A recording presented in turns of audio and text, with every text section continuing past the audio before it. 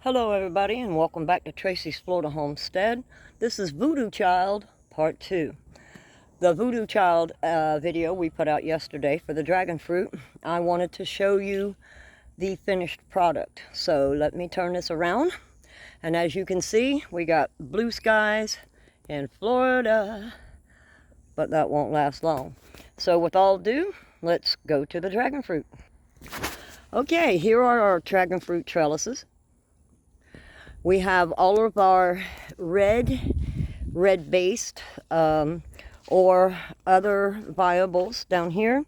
And as you see, this is how the trellises are supposed to look. And how the dragon fruit like to climb up. These are American Beauty. These are red, white center, or red with a red center.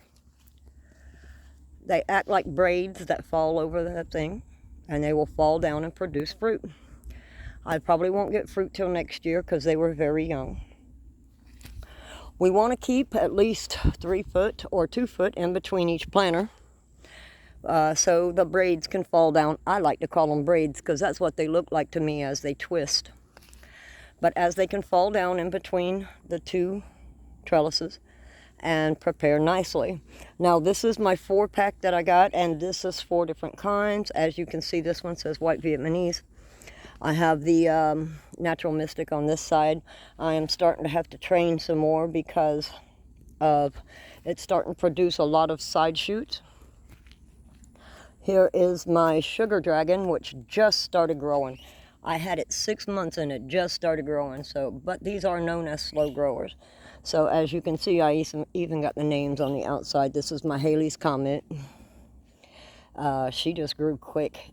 This very long stem. She was only like that tall up until about a month ago. But as you can see, my natural mystic is starting to shoot off into the shoot, which I'm going to pull up. See if I can show you this. And try to get it to run up the trellis that way. Okay. All right, here are my pink and purple. We're going to move this pink delight and purple haze over here next to the Voodoo Child so we can separate the other 3 yellows and give them some room because they're starting to get braids up on above the top, so they're going to need room to lay over. So we're going to move this pink and purple haze over next to the Voodoo Child. Now I just planted these a month ago, not even a month ago. They did not have anything here. I can see I'm getting a little bit of wear here. This is from so much water. This is why I use these type of bags, because the water will drain out. And as you can tell, they're already starting to just climb up the trellis right here. Because this was what I got as a root here.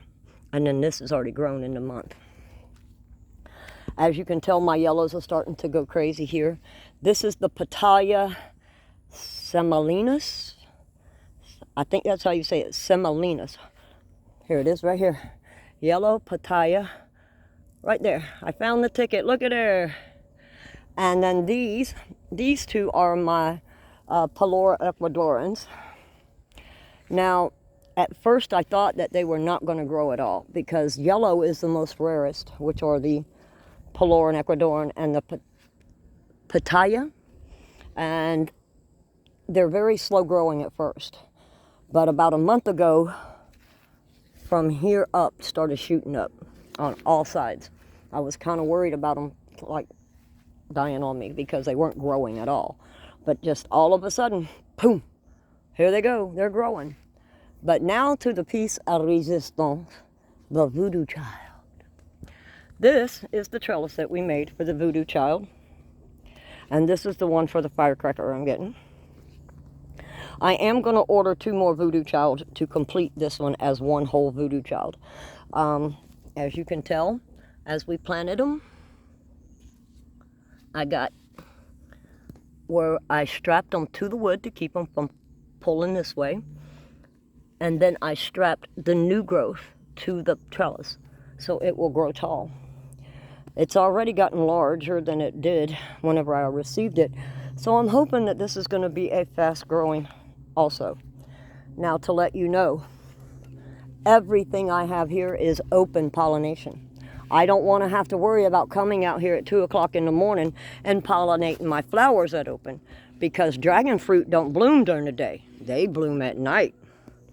And that means if you get closed pollination, you've got to come out here and pollinate your plants at 2 and 3 o'clock in the morning.